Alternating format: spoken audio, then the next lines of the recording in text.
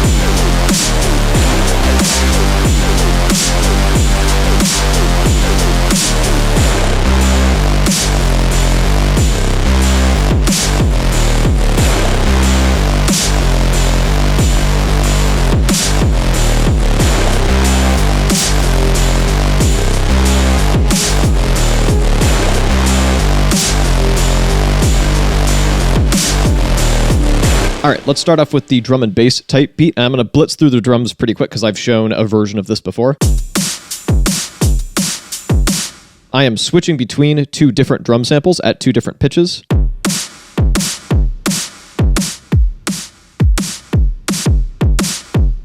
And distorting them a bit and setting them to the reverb just a tad. For these hi-hats, I am switching between two different samples, and then I've got a ride.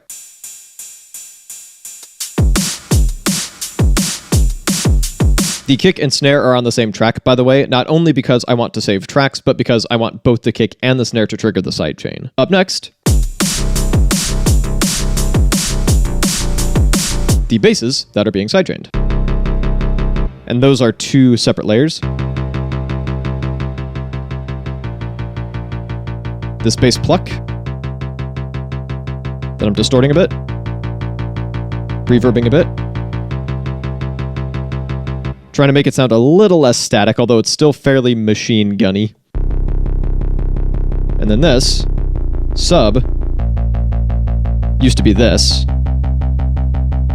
so I'm pitching it down an octave and distorting it a bit.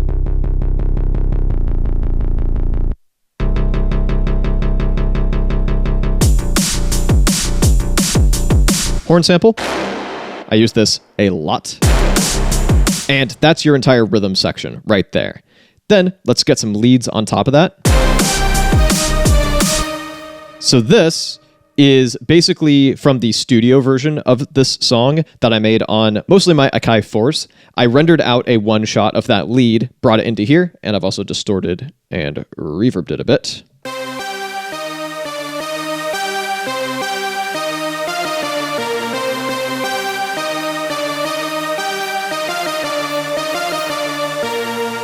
That kind of floats nicely over the top of everything. I've also got a layer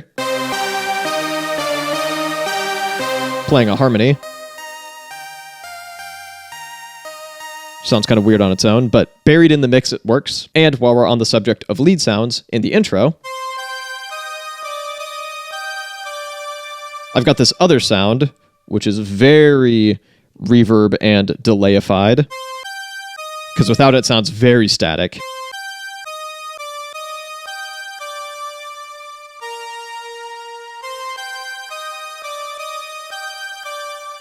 Still maybe a bit sampled sounding, but I think it works in context, especially when played over a big PA. And finally, moving back to the circuit tracks, we've got a pad. And I can raise the filter cutoff.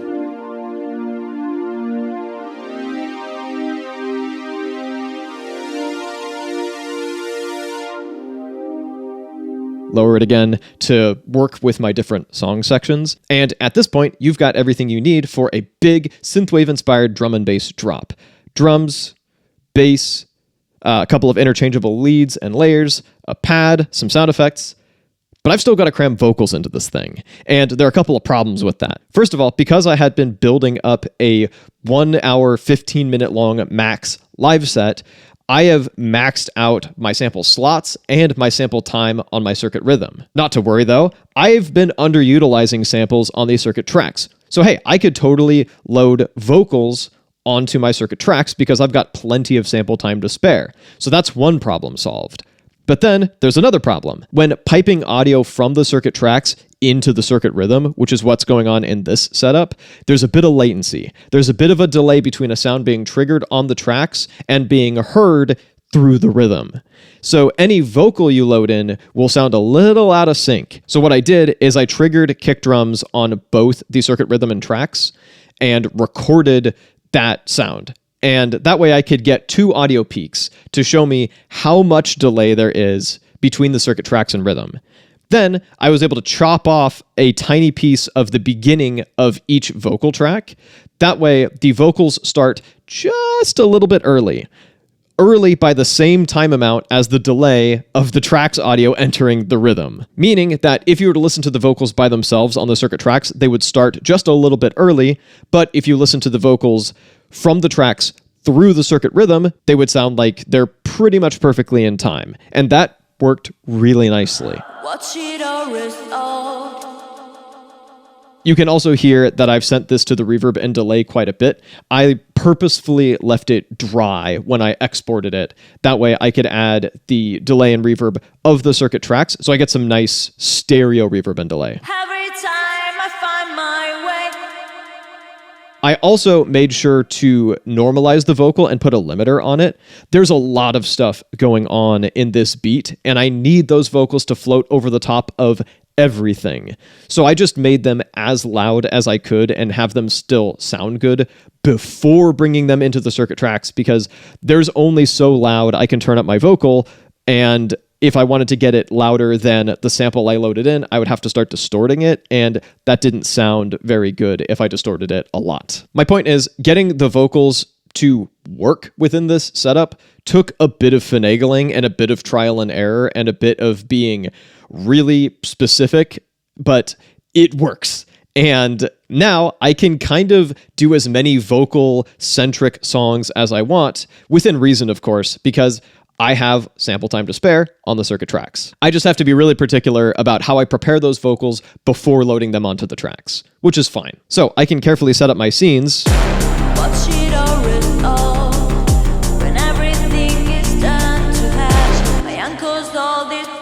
In order to have the vocals start at this verse section, and then I have everything just run until the drop.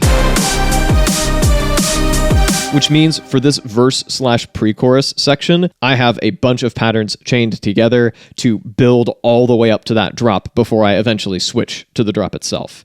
I also have gone in and done stuff like set lower velocities for this ride cymbal during the verse, and then it's at its full velocity during the drop.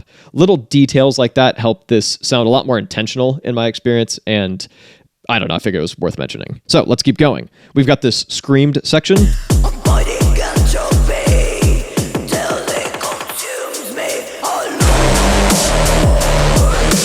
It's also worth mentioning that at this point, the pad would have rang out a little bit, kind of covering up that empty space where it's only the kick and the vocal.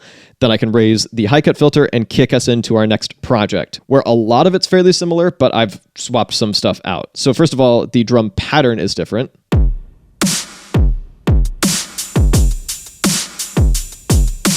Everything else is the same. And then this sound is different now. We get rid of the distortion. Change the start point to the original. So this is what the sound used to be. So I need to turn that into something way more distortion friendly. And this took a lot of trial and error to make sound decent. So that initial attack, once distorted, is way too much. You can also hear how that rings out. So I'm going to turn down the slope. And then I can sweep the start point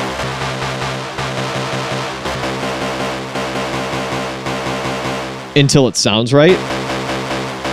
I'm probably not going to be able to replicate that on camera right now. And you'll also notice I'm cutting some highs because those are way too much. All that together, with a lot of tweaking and a lot of finagling, plus a little bit of reverb and delay, just a tiny, tiny bit,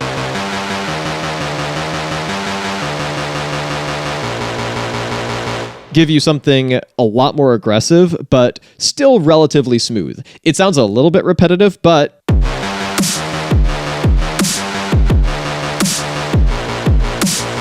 once you sidechain it to the kick, it doesn't really matter. We layer it with that's basically the same sub bass, maybe a bit more distorted if I recall correctly.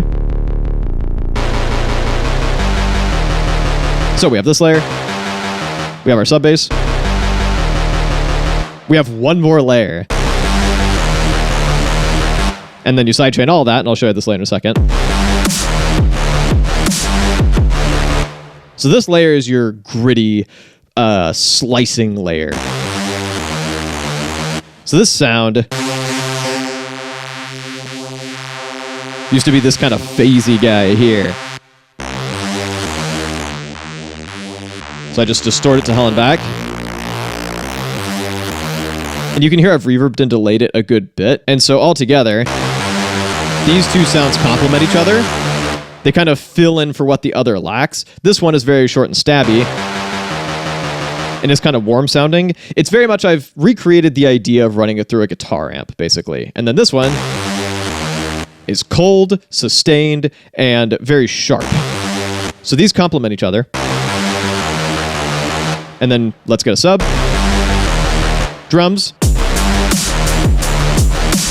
And a horn to punctuate each beginning note. And so that's all the circuit rhythm. For this drop, it's all circuit rhythm, like all the time. And then I can layer back in this lead, but distorted this time. Go back into a pretty similar setup to what we've seen before.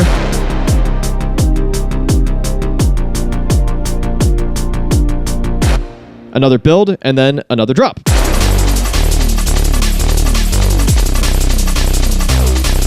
Same kick and hi-hats as before. A break sample, chopped up, distorted a bit.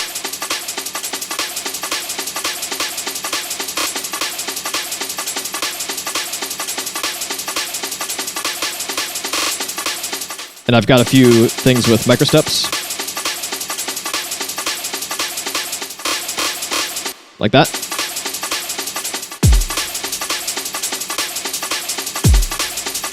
Pair that with the bass.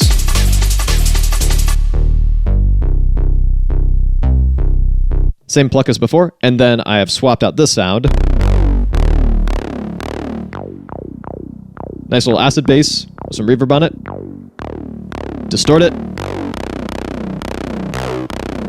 And all together, I think these basses layer together very well, and then I can bring my pad back in. And I'm doing this for two reasons. First of all, so that I can have another repetition of that drop and make it slightly more serene and less frenetic, which is kind of a cool vibe on its own, but also because it's time to move on to the next song, basically. So I wanted to end this set with a bang.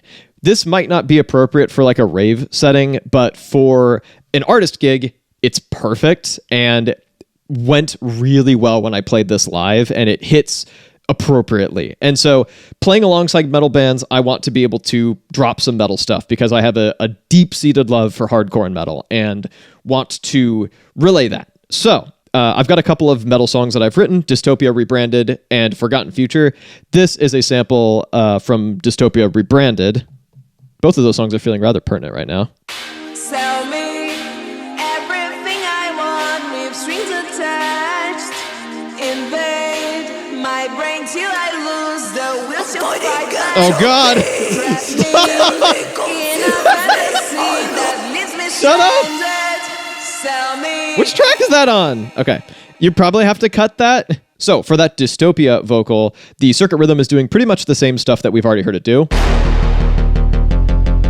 with that horn and that bass line. And then I can have my pad come back. And now I've got this distorted kind of industrial metallic percussion sample. And that might seem a little bit arbitrary, but it's a transitional element that we'll come back to. And then because I wanted to leave this free for the entropy vocal to ring out, I have put my Dystopia vocal on a different drum track. Sell me everything I want with strings attached. With very much the same processing. Also, real quick, I just completely revamped my $5 sample pack. It's available down below, and it takes a bunch of additions that I've made to the sound pack over the years and consolidates them, makes them a lot more organized, and adds even more new stuff. If you already bought the sample pack, you already have access to this update, and if you haven't yet, you can check down below in the merch shelf or the description, and also maybe browse shirts like these. Regardless, thank you so much for watching, and let's get back into the video. So we've introduced that pounding metallic percussion. We've heard our Dystopia vocal. I've raised the filter cutoff. Now we can go to the next project. And actually, at this point, we're still at 170 BPM. And now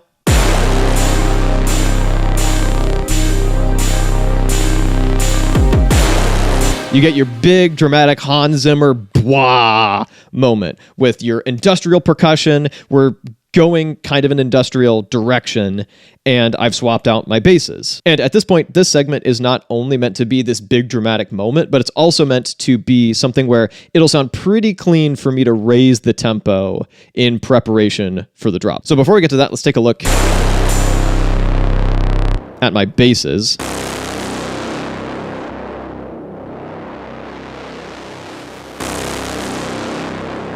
Couple things going on here. First of all, a lot of distortion. Pitched up. That's what that sound used to be. Pitch it down. A bit of a mess, but then distort it. And I am automating my low pass filter down and then raise. Down and a sweep. So it's cyclical. It just falls and then rises repeatedly, so it can loop as many times as it needs to. With that,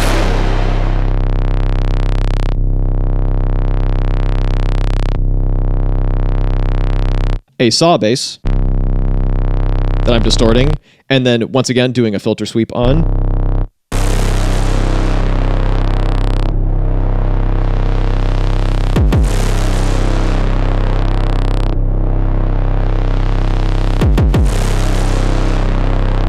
And that can kind of cycle through as many times as it needs to. So at this point, I've raised the tempo to 184. Those basses are rising and falling. We can go to our next section.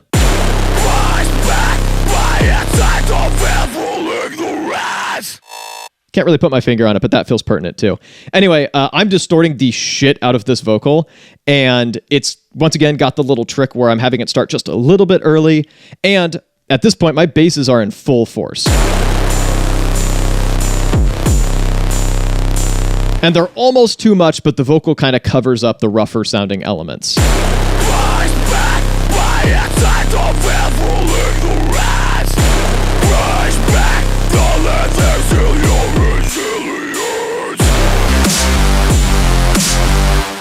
So I've basically transitioned from drum and bass tempo with not a lot of industrial elements to a lot of industrial elements, and actually this halftime beat and these insanely distorted basses. So at this point, we've got our fully distorted bass layers.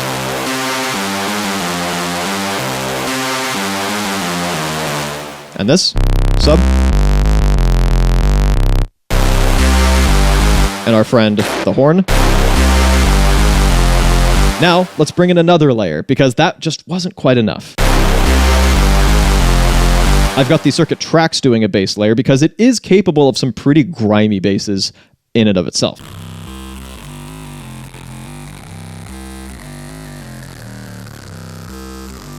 By itself, it's not great. As a layer, I think it works really well, and adds some nice stereo width as a bonus.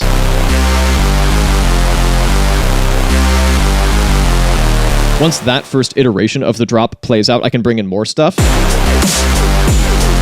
So I've basically brought back some hi-hats, and then this little acid bass.